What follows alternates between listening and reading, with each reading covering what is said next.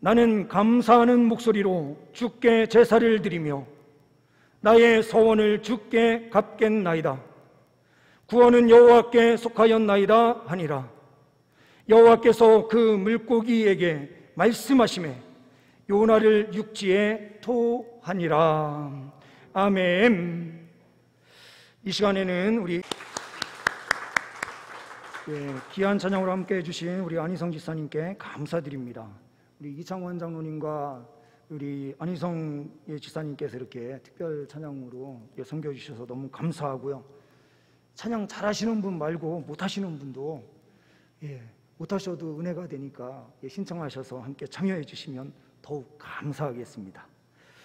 우리 옆에 있는 분들과 먼저 인사하는 시간을 갖도록 하겠습니다. 사랑합니다. 한 번 더 인사하시겠습니다. 축복합니다. 이 시간 함께 예배하시는 우리 모든 성도님들 위해 주님께서 성령 충만함의 역사로 함께하여 주시는 줄 믿습니다.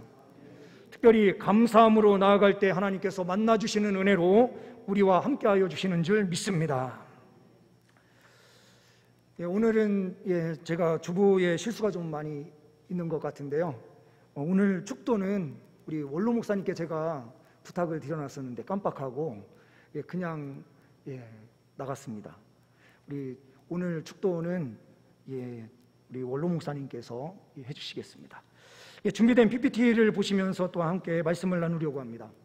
지금 보시는 고래가 혹등 고래라고 해서 이 고래의 크기는 11m에서 16m, 매우 길죠. 그리고 몸무게가 30톤에서 40톤까지 나간다고 합니다. 이 자료는 연합뉴스 자료 그대로 제가 사용을 했습니다. 다음 페이지를 보시게 되면 이 고래의 뱃속에 들어갔다 나온 사람이 있습니다. 지난 6월 12일에 서울신문 인터넷 뉴스에서 이 내용이 보도가 되었습니다.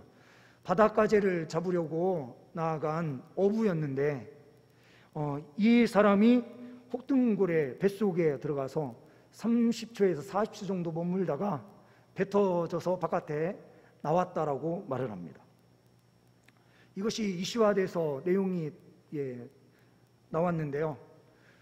이 기록 말고도 이틀 동안 고래 안에 들어갔다가 살아서 나온 사람이 있다라고 하는 보도가 있습니다.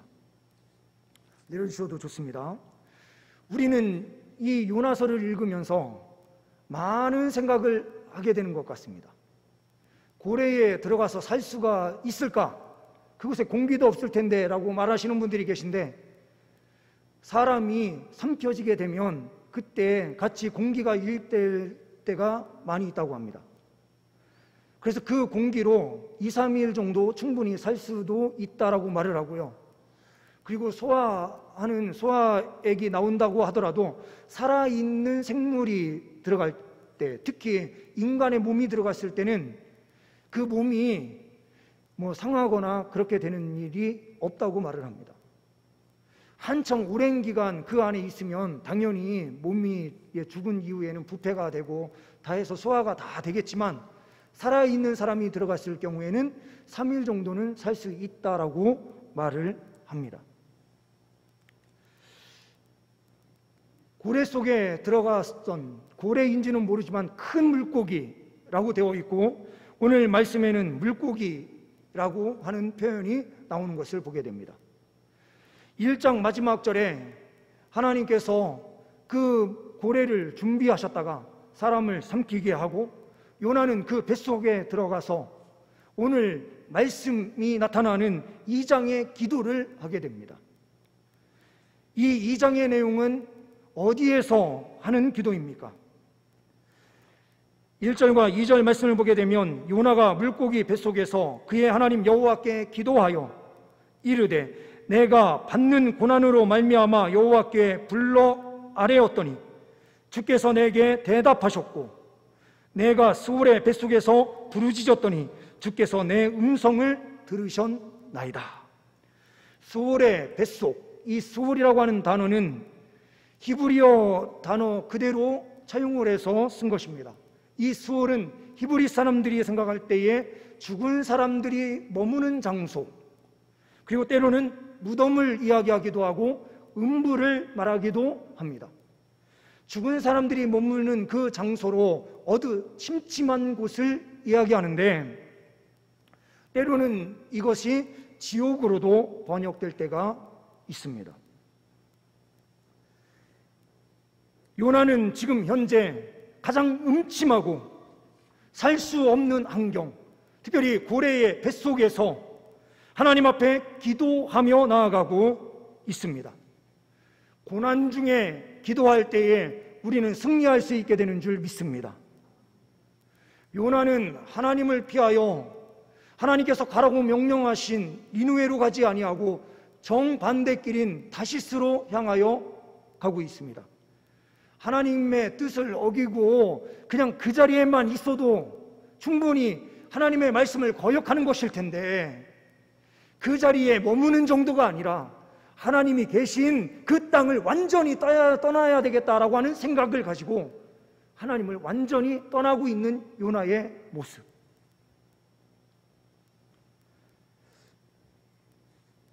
이것이 바로 우리의 모습일 수 있습니다. 선지자였고 그는 평생 동안 하나님을 섬겨왔던 사람임에도 불구하고 하나님의 말씀이 전하여졌을 때 그 말씀 앞에 순종하지 못하는 어리석은 자가 바로 요나인 것입니다.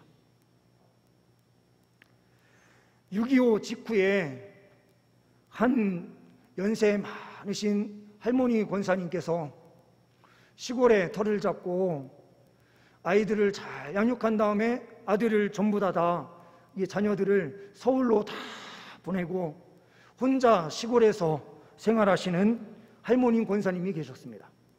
이 권사님은 농사 지을 때마다 하나님께 감사하고 잘 안 되는 일이 있어도 하나님께 밝게 웃으면서 감사를 드렸던 한 권사님이 계십니다.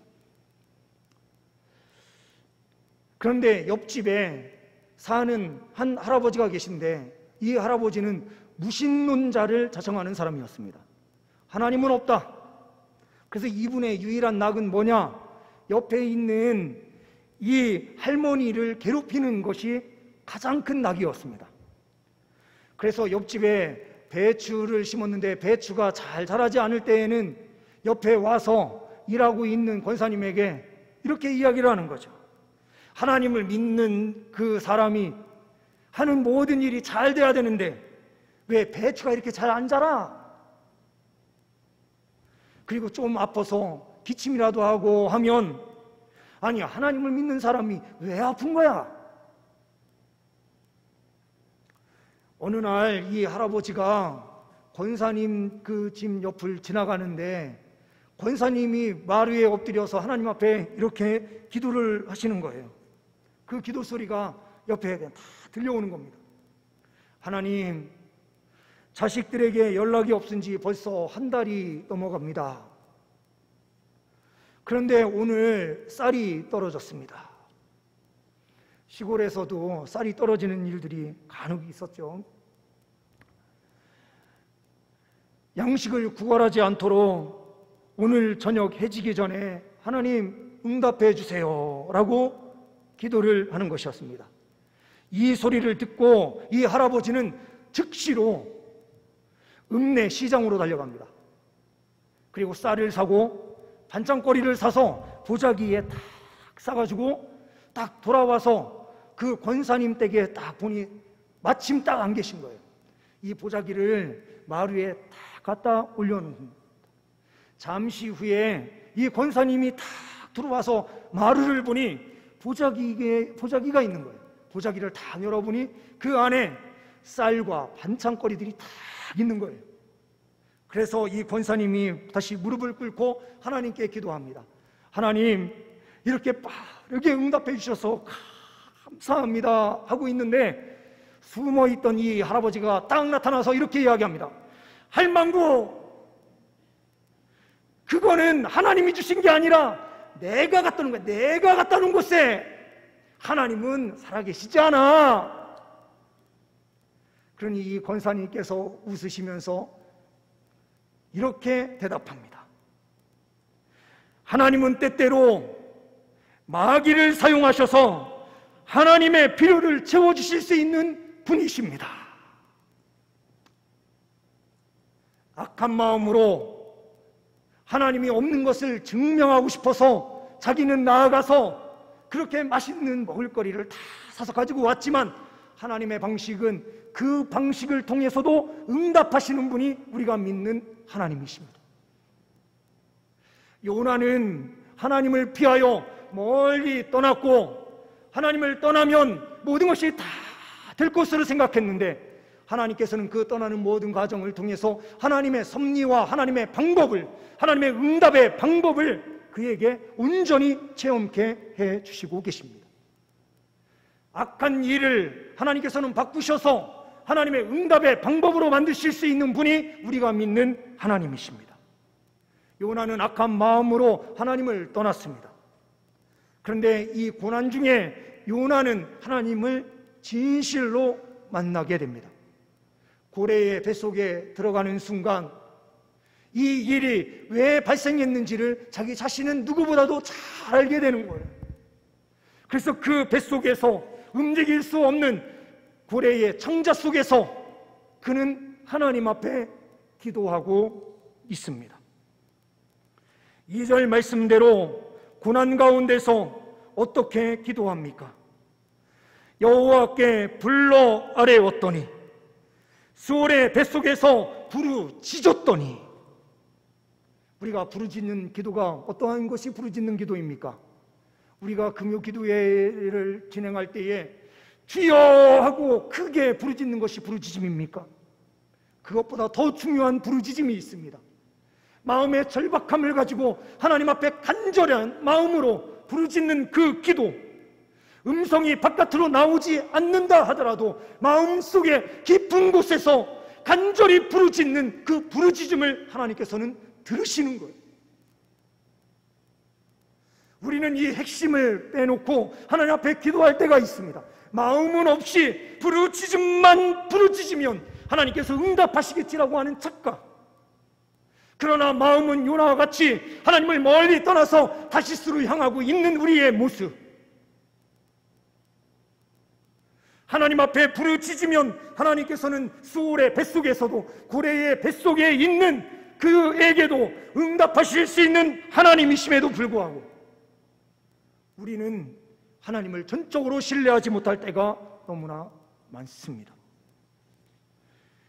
요나는 고난 중에 하나님께 기도함으로 하나님을 만났고 하나님께서 응답하시는 그 응답을 직접 눈으로 체험하고 있는 것입니다.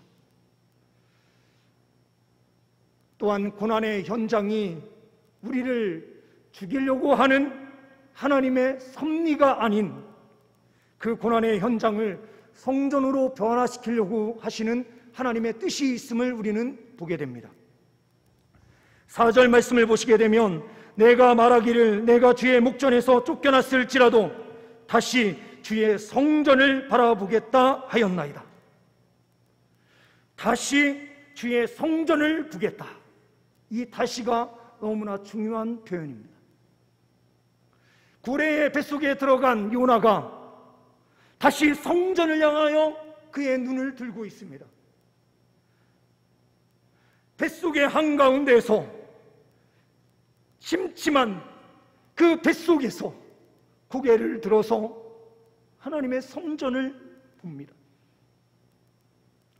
고난의 장소에서 우리는 무엇을 해야 승리합니까? 고개를 들고 하나님이 계신 곳을 향하여 우리의 눈을 들 때에 그 고난은 완전히 물러가고 그것을 이길 수 있는 능력을 우리가 공급받아서 승리할 수 있게 되는 줄 믿습니다. 우리가 힘들고 고난당하는 장소, 어떤 사람은 직장에서 상사로부터 압박과 고난을 당하며 그 일을 수행해야 되는 장소, 또한 이웃과의 문제에 의해서 고통 가운데 있는 주의 백성들, 또한 물질의 연약함과 육신의 연약함을 가지고 하나님 앞에 간절히 엎드려 기도하고 있는 그 백성들, 그 연약한 그 장소가 성전으로 변하게 해야 될 책임이 누구에게 있습니까? 하나님의 사람들에게 있는 것입니다. 힘들고 어려운 일이 생길 때에 성전으로 발길을 돌리고 하나님을 만날 때에 우리에게는 강력한 은혜의 역사가 펼쳐지는 것입니다. 코로나19의 상황에서 이제 우리는 조금 더 모일 수 있는 환경, 여건들이 만들어졌습니다. 이때에 우리는 간절함을 가지고 하나님 앞에 기도하는 그 중심, 또한 우리의 행동이 필요할 때입니다. 성전을 바라본다라고 하는 이 내용은, 요나는 뱃속에 있지 않았다면 지금 다름질하여서 예루살렘 성전으로 바로 들어갔을는지도 모릅니다. 하나님 앞에 회개하면서 하나님께서 가라고 한 그곳에 주님 저는 가겠습니다라고 기도했을는지도 모릅니다. 그러나 지금 현재 뱃속에 있는 그는 움직일 수 없습니다. 그러니 마음으로 그 성전을 향하여 자기의 눈을 들고 자기의 마음을 온전히 열어서 하나님을 향하고 있는 모습입니다. 우리가 새벽에 눈을 떠서 성전에 오지 않고 그 자리에서 기도해도 충분하지라고 생각하시는 분들이 계실 수 있습니다. 그나마 새벽에 눈을 뜨고 그 자리에서 기도한다는 건 아주 귀한 믿음이다라고 저도 생각합니다. 그러나 더 중요한 것은 성전에 눈을 뜨고 성전으로 발길을 옮겨서 성전에 나오셔서 기도하는 그 기도는 더 큰 능력이 있습니다. 왜 그렇습니까?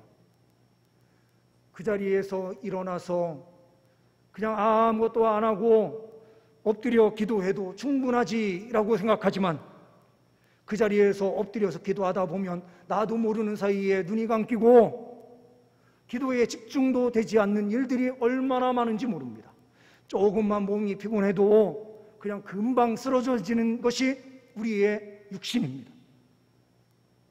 그러나 성전에 나와서 함께 기도하다 보면 최소한 하나님의 말씀을 듣는 시간만큼은 잘 수 없고, 그래도 앞에서 목사가 기도하면서 같이 기도회를 인도하면 그때만큼이라도 기도할 수 있는 시간이 확보되죠. 그리고 오가는 그 모든 길에 마음, 하나님을 향한 열정, 사랑, 이것을 하나님께서는 다 보십니다. 하나님께서 필요한 은혜를 늘 항상 공급하여 주시는 것입니다. 요나는 모든 것을 잃었습니다. 자기에게는 이제 자기의 생명도 어찌 될지 모르는 상황 가운데서 모든 것을 다 잃은 상태에서 그 고래의 뱃속 한가운데를 성전으로 만들고 있는 것을 보게 됩니다. 우리가 사는 모든 장소를 성전으로 만들 수 있는 하나님의 백성, 그 삶이 우리에게 진정한 승리가 있는 삶이 되는 줄 믿습니다. 하나님 앞에 간절히 기도했고 그 고난의 장소를 변화시켜 성전으로 만든 요나는 진정으로 하나님 앞에 감사하는 마음이 솟구쳐 오르는 그 감정이 생기게 되는 것입니다. 그리하여 하나님 앞에 나는 감사하는 목소리로 주께 제사를 드리며 나의 소원을 주께 갖겠나이다. 모든 것에 감사함으로 하나님 앞에 나아가고 있는 요나의 모습, 이 모습이 우리의 모습이 될 수 있기를 소망합니다. 감사는 우리의 삶을 변화시킵니다. 사명자가 도망가면 어떠한 일이 펼쳐집니까? 사명자가 도망가면 그 주변이 피곤해집니다. 요나가 하나님의 사명을 받았음에도 불구하고 그 사명 앞에 온전히 순종하지 않게 되자 그가 탔었던 배는 풍랑을 만나게 되고 선원들은 어찌할 바를 모르는 고난 가운데 거하게 되는 것을 보게 됩니다. 더 나아가 미물인 고래는 어떠합니까? 애꿎은 고래는 사람을 삼켜야 되는 특별한 사명을 받게 돼요. 그리고 그 사람을 뱃속에 놓고 3일 동안 참고 인내해야 되는 그 고통을 미물이 감당해야 돼요. 사명자가 하나님의 사명을 지키지 않고 가게 되면 주변 사람들이 피곤해지는 거예요.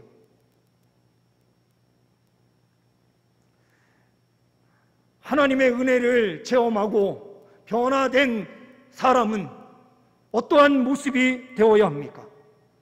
주께 제사를 드리고 서원을 갚겠다라는 표현이 나옵니다.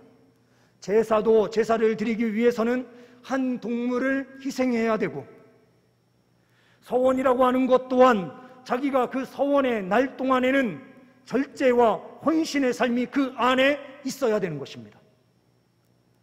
주께 제사를 드리고 서원을 갚겠다라고 하는 것은 그 안에 철저한 헌신이 있어야 된다라고 하는 것입니다. 감사는 감사의 말로 그치는 것이 아닙니다. 감사는 언제나 헌신이 동반되는 것입니다. 감사로 그 모든 것이 끝나는 것이 아니라 감사로부터 시작해서 이제 헌신으로 하나님 앞에 영광 돌리며 나아가게 되는 것입니다. 잃어버렸던 사명을 다시 회복하는 것이 감사입니다. 우리가 지금 잃어버린 그 사명이 무엇입니까?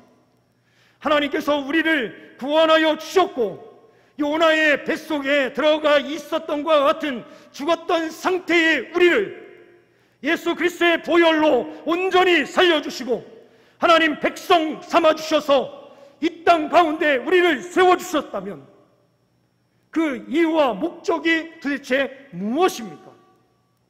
바로 요나가 그렇게 거부하였던 니느웨 땅, 죽어가는 그 땅에 가서 하나님의 말씀을 선포하고 그들이 회개하여 돌아오게 만드는 그 사명, 그 사명이 바로 우리 그리스도인들에게 주어진 사명인 줄 믿습니다. 우리가 이 사명을 내려놓고 다른 길로 도망가면 도망갈수록 하나님께서는 다시 돌아오게 하는 역사를 반드시 베푸십니다. 감사하는 이 시간, 먼저 우리가 변화받는 은혜의 시간이 될 수 있기를 소망합니다. 고래의 뱃속은 요나의 의식과 모든 생각이 완전히 변화되는 시간이었습니다. 사명을 다시 회복한 사람이 되었고 사명을 가지고 이제 나아가야 되겠다라고 하는 그 결단이 심령 안에 온전히 자리 잡게 되었습니다. 맥주 감사절, 이 감사하는 시간은 말로만 하는 것이 아닙니다. 하나님께 헌금 몇 푼 드리고 나의 감사는 다 끝났습니다라고 말하는 시간도 아니에요. 우리의 사명을 온전히 회복시키고 하나님의 영광을 위하여 우리가 전적으로 달려가도록 우리의 삶을 완전히 변화시키는 시간이어야 되는 것입니다. 그럴 때에 우리의 구원은 하나님께 속하여 있습니다. 하나님께서 요나의 생명도 구원해 주시고 그의 사역의 모든 길도 하나님께서 역사하셔서 엄청난 결과가 나타나게 하시는 그 은혜를 베푸십니다. 요나가 아니더라도 하나님께서는 충분히 하실 수 있는 분이신데도 하나님께서는 요나를 얼마나 사랑하셨는지, 이렇게 하나님의 명령이 떨어졌음에도 피하여 도망가는 그 요나를 끝까지 붙잡으셔서 저 니느웨 땅으로 인도하셨고 능력 있는 사역을 감당케 하셨습니다. 그럼에도 불구하고 이 요나는 변화되지 않고 끝까지 하나님 앞에 하나님 어찌 이럴 수 있습니까? 라고 말하는 그러한 어리석음의 모습은 아직도 남아있지만 하나님께서는 그의 삶을 통하여 놀라운 역사를 베풀어 주신 것입니다. 열왕기하 14장 25절 말씀에 이 요나는 여로보암 2세 때에 이스라엘 영토가 회복될 것을 예언한 사람입니다. 그 누구보다도 민족을 사랑했고 민족이 다시 회복되어 엄청난 경제가 회복될 것, 영토가 넓어질 것에 대한 확신, 이 비전을 선포한 요나였습니다. 그러나 하나님의 사명을 잃어버리는 순간 그는 뱃속으로 고래의 뱃속으로 들어갈 수밖에 없는 그 물고기의 뱃속에 들어가서 어찌할 수 없는 상황에 놓이게 됩니다. 그때에 주님 앞에 간절히 기도했고 자기가 머무는 그 장소를 성전으로 변화시켰고 하나님 앞에 감사함으로 나아가면서 그의 사명을 온전히 회복하게 됩니다.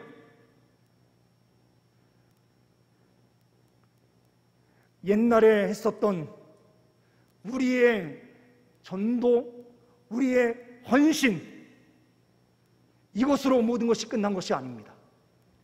이스라엘 영토의 회복을 그렇게 선포했다고 해서 모든 것이 다 끝나는 것이 아닙니다. 하나님께서 명령하신 그 길로 기쁨으로 나아가는 것이 바로 니느웨로 달려나아가는 사명자의 모습이 되는 것입니다. 우리 주님께서는 하나님의 백성들에게 오늘도 명령하여 주시고 계십니다.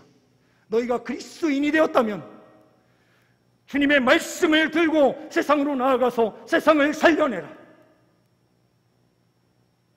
감사하는 삶을 살았다면, 그 살고 있다면 너희의 그 감사의 말로 그치는 것이 아니라 행동으로 옮기는 실천을 통하여 하나님께 영광 돌려라. 하나님께 감사하는 삶은 직장에 가서도 하나님께 감사하는 삶이 표출되고 나타나야 됩니다. 우리의 삶은 더욱더 정직함으로 나타나고 예수 그리스도의 사랑이 우리의 몸 안에서 온전히 흘러가야 합니다. 더욱더 정직하고 거룩한 삶을 살기 위하여 힘을 다하여 나아가는 사명자들 위해 주님께서 넘치는 은혜의 역사로 함께하여 주시는 줄 믿습니다. 오늘 주님의 은혜를 사모함으로 승리하시는 주의 백성들 다 되시기를 간절히 소망합니다. 기도하십니다. 하나님 아버지 감사합니다. 주님, 요나를 주님께서 인도하여 주셔서 기도하는 자리에서 응답의 역사로 함께하여 주셨고, 주님, 힘들고 어려운 고난의 장소를 성전으로 변화시키는 은혜의 역사로 함께하여 주신 줄 믿습니다. 더 나아가 하나님 앞에 감사할 수 있는 은혜로 주님께서 인도하여 주셨고 사명을 회복시켜 주신 줄 믿습니다. 우리 모두들 이 시간 감사 예배로 주님 앞에 영광 올려드릴 때에 주님께서 우리의 사명을 주님 온전히 회복시켜 주시고 세상 가운데서 승리하는 그리스도인들로 만들어 주시는 줄 믿습니다. 주님과 함께 동행하여 세상에서 승리하는 역사가 있게 하옵소서. 우리 주 예수 그리스도의 이름으로 기도하옵나이다. 아멘.